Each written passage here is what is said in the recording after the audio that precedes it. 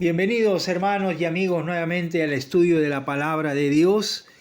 Qué bueno siempre es encontrarnos a través de este medio y juntos poder siempre, como decimos, recordar o aprender cosas que la palabra de Dios tiene para nosotros en este día.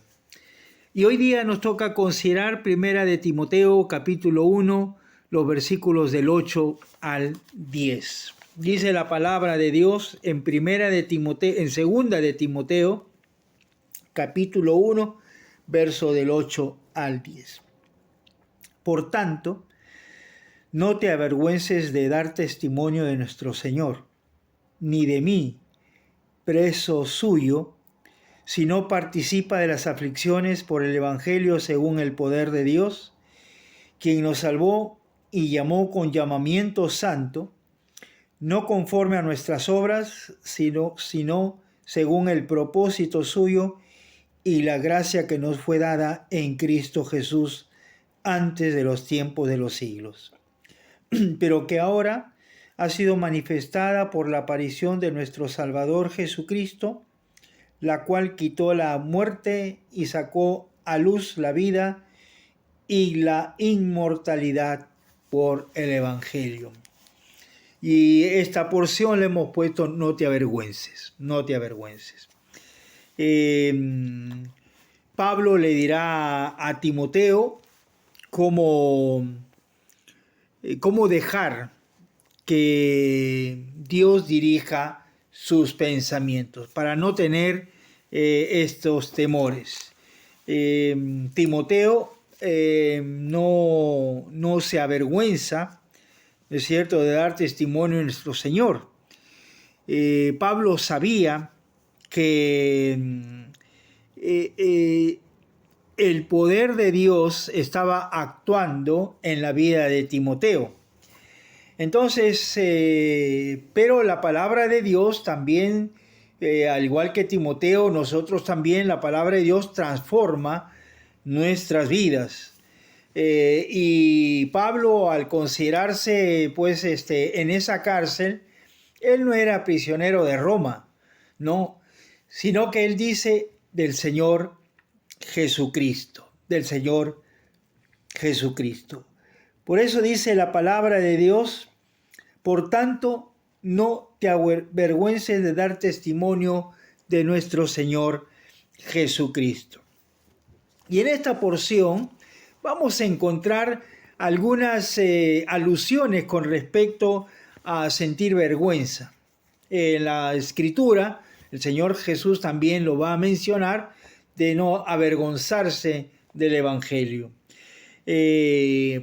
Además, hay otro tema que se desarrolla en este pasaje, es con la participación del siervo de Dios en las aflicciones por el Evangelio. Por un instante, en Marcos capítulo 8, el verso 38, Marcos 8:38, dice lo siguiente. 8:38 dice: porque el que se avergonzare de mí y de mis palabras en esta generación adulta y pecadora, el Hijo del Hombre se avergonzará también de él cuando venga en la gloria de su Padre con los santos ángeles. Y aquí encontramos entonces el Señor Jesucristo hablando acerca de no avergonzarse. Y en Romanos 1:16 también dice lo siguiente. Romanos 1:16: porque no me avergüenzo del Evangelio, porque es poder de Dios para salvación a todo aquel que cree, al judío primeramente y también al griego. Porque no me avergüenzo del Evangelio.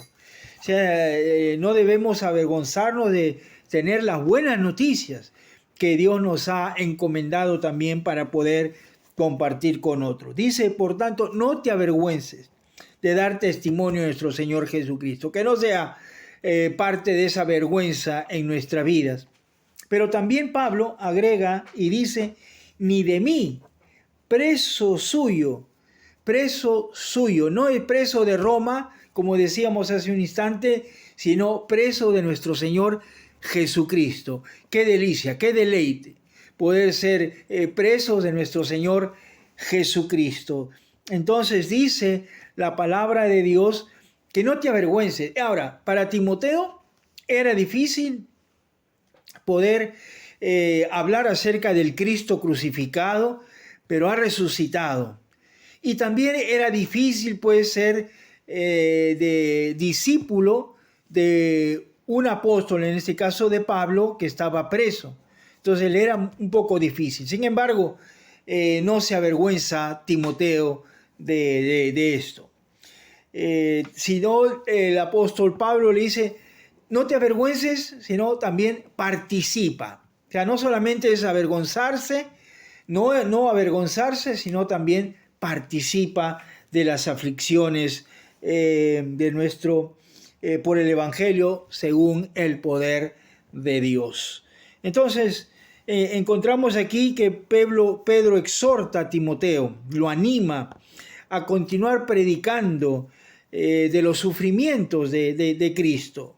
Predicar el Evangelio pese al costo o consecuencias, ¿no?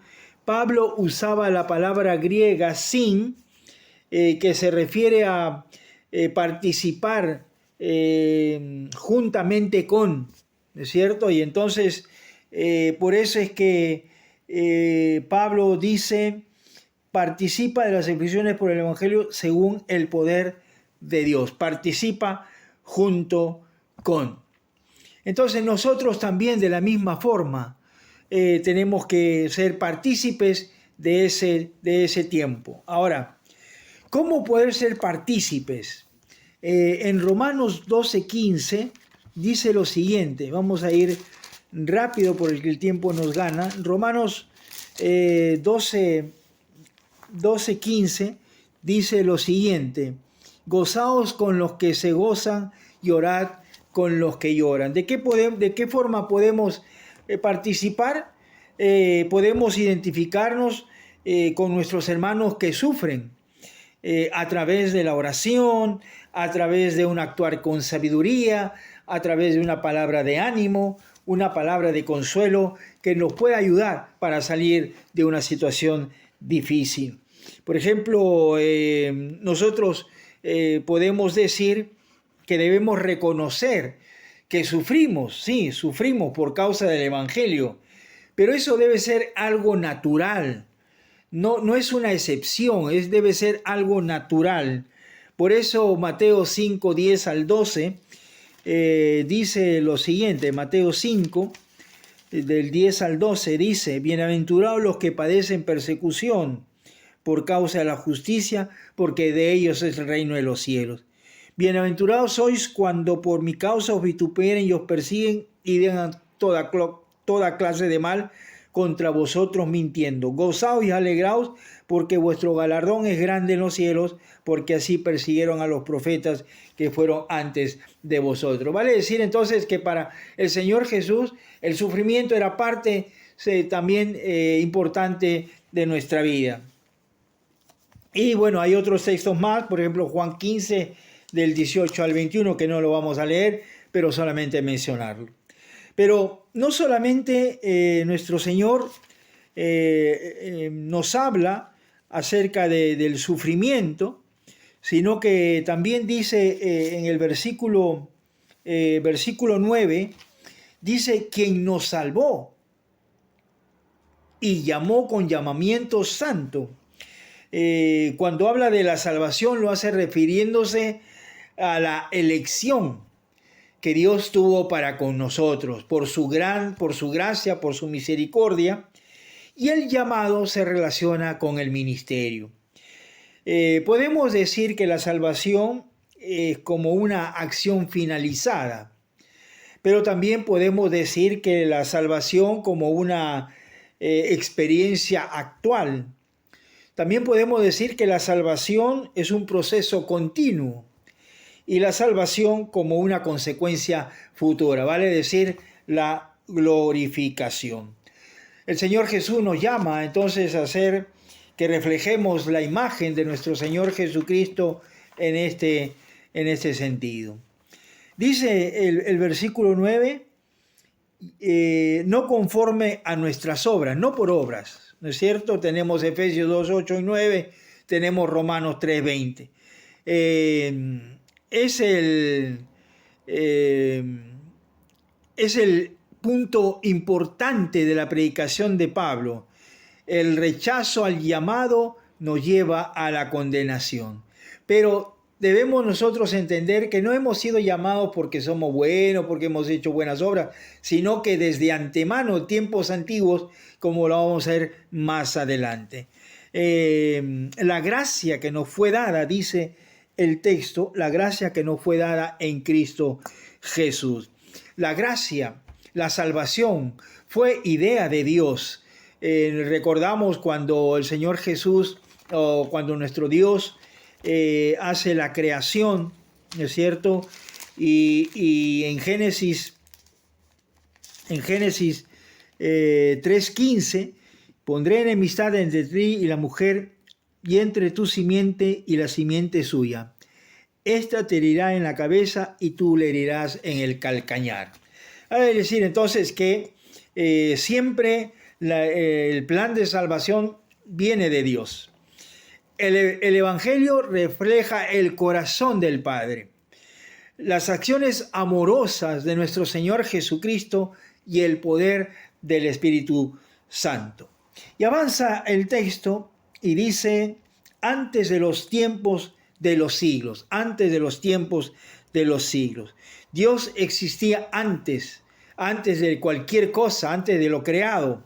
El tiempo no es con Dios, el tiempo es para nosotros, pero sin embargo Él nos ha prometido vivir con Él por toda la eternidad.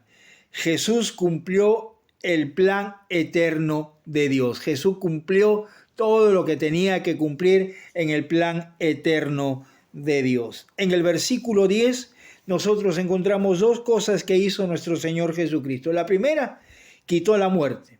En los creyentes se le llama dormir, porque estamos en un lugar placentero, lleno de paz. En segundo lugar, sacó la muerte y la inmortalidad por el Evangelio. Vida eterna por medio del Evangelio. Y estas son buenas noticias para nosotros. ¿Por qué? Porque gozamos no de una muerte, sino el dormir, que es placentero, lleno de paz, y sacó la vida y la inmortalidad. Buenas noticias porque Dios pensó en cada uno de nosotros. Pensó en usted, pensó en mí para morir en la cruz. Buenas noticias porque Dios nos amó y nos sigue amando a los que estamos todavía en esta tierra. Él nos sigue amando, y también los que han partido, Dios los ama muchísimo. Buenas noticias porque Él nos da un llamado santo, un llamado para ser apartado para Él, vivir para Él. Y una buena noticia porque nos da vida eterna. Son las cosas que nosotros tenemos en este pasaje.